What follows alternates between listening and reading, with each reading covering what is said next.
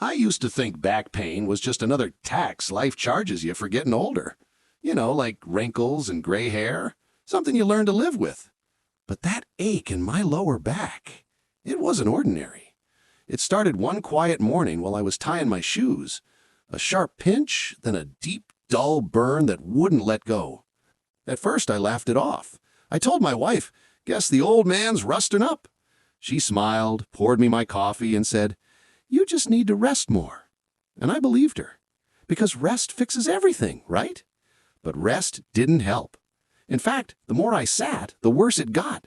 That ache began to crawl from my lower back down to my hips, and soon my right leg would go numb every time I stood too long. It felt like my body was slowly betraying me. And yet, I still told myself, it's just age. Everyone feels this after 60. But deep down, I knew something was different. The pain wasn't fading, it was growing, like a whisper turning into a scream. Every morning, I'd sit on the edge of my bed, waiting for that first shock of pain to shoot up my spine before I even tried to stand. Some mornings, I'd stare at the floor for minutes, just gathering the courage to move. One Sunday, I was helping my grandson fix his bike in the driveway. He dropped a wrench, and instinctively I bent down to pick it up. That's when it happened. A bolt of pain so fierce it stole my breath. I froze, halfway bent, unable to straighten up. My grandson looked at me with wide eyes, and all I could do was smile through the pain and say, "Guess Grandpa's not as strong as he used to be." That night, as I sat with an ice pack pressed to my back, I started to wonder, what if this isn't just age? What if something deeper is going wrong? I didn't want to think about doctors or hospitals. I'd seen too many of my friends go in and never come back the same. But somewhere in that silence, I heard a small voice in my mind whisper, "This isn't normal. Listen to your body." That whisper stayed with me all night, and by morning it had turned into a decision. For the first time in years, I picked up the phone and made an appointment with my doctor. The clinic smelled like antiseptic and worry. I remember sitting in the waiting room, my hands pressed against the small of my back, pretending I wasn't afraid. But deep inside, I knew this visit was long overdue.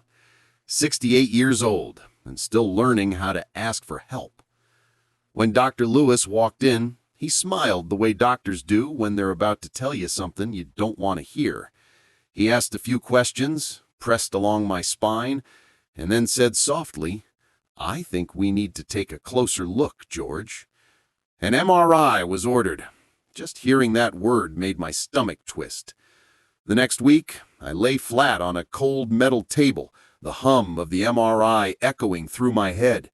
Each click, each thump, felt like a countdown to an answer I wasn't sure I wanted.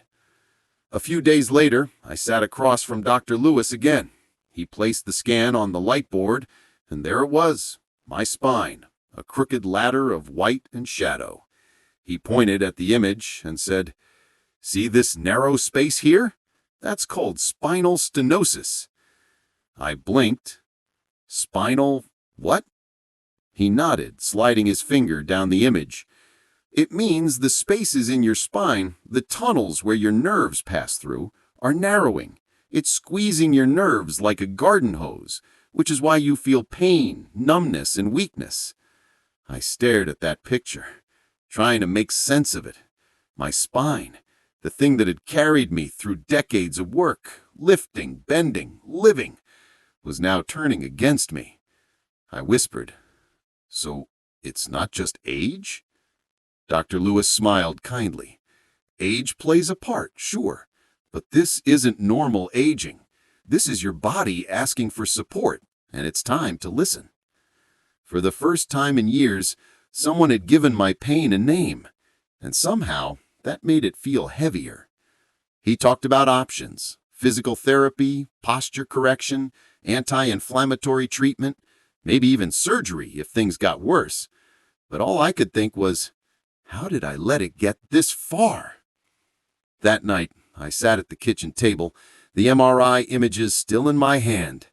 Mary sat across from me, her eyes full of concern. She reached out and said softly, "We'll get through this, George. And I wanted to believe her, but deep inside, I wasn't sure if I still trusted my own body. The next morning, I woke up with a new kind of fear, not of pain, but of losing myself to it.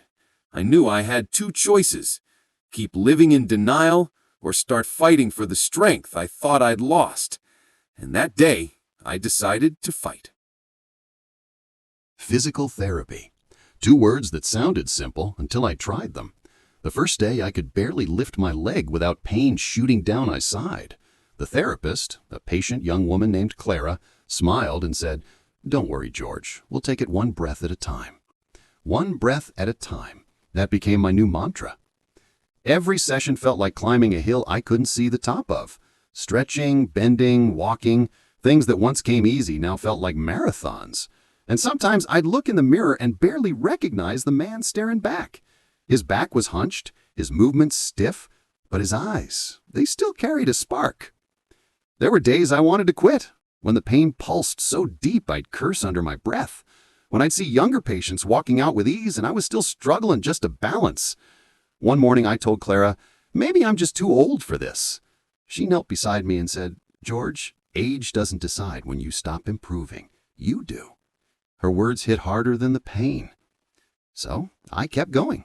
Even when my legs trembled, even when my back screamed, I started waking up earlier, doing my stretches before sunrise, watching the sky turn gold as if rewarding me for not giving up. Mary would peek from the kitchen and whisper, "There is my fighter."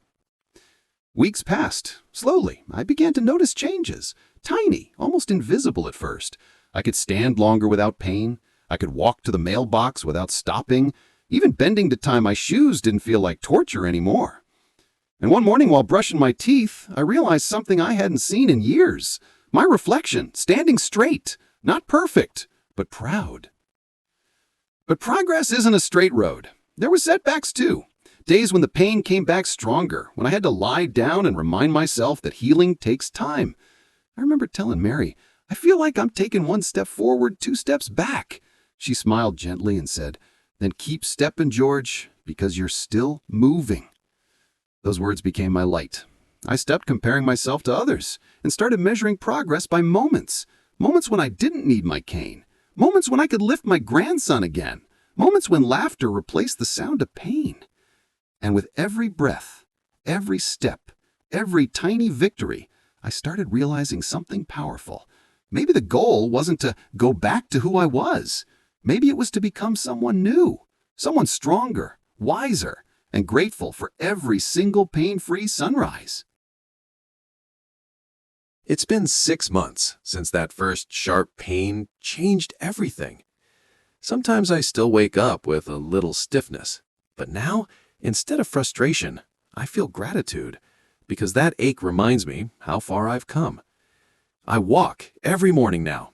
Nothing fancy, just down the street, past the oak tree where I used to stop and catch my breath. The air feels fresher these days, maybe because I'm finally breathing without fear. My steps are slower, yes, but they're steady. And steady, I've learned, is better than fast. One day, my therapist, Clara, asked me, "George, do you remember how you felt that first week?" I laughed. How could I forget? I was scared, angry, and stubborn. But now when I look back, I see something else. Not weakness, but courage. The kind of quiet courage that grows when you refuse to let pain define you. The doctors fixed my spine, yes, but the real healing started when I stopped blaming age and started listening to my body. That's something most of us learn too late, that pain isn't your enemy. It's your body's way of whispering, "Please, take care of me." So now when friends my age complain about their backs or their knees, I tell them what no one told me. Don't ignore the signs. Don't call it just aging. Your body may be older, but it's still fighting for you every single day. Give it the care, the rest, and the respect it deserves. Last week, my grandson asked, "Grandpa, are you still broken?" I smiled and said, "No, buddy, I was never broken, just bent, and I learned how to stand tall again."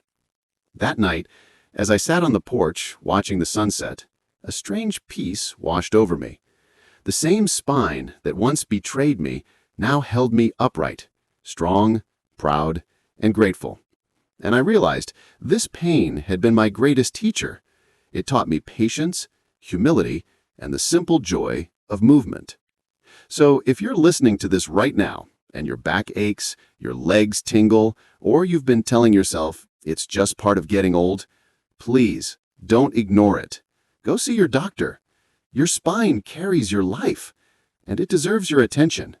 Because I thought my back pain was from aging, but it was my spine begging for support. And when I finally listened, I got my life back.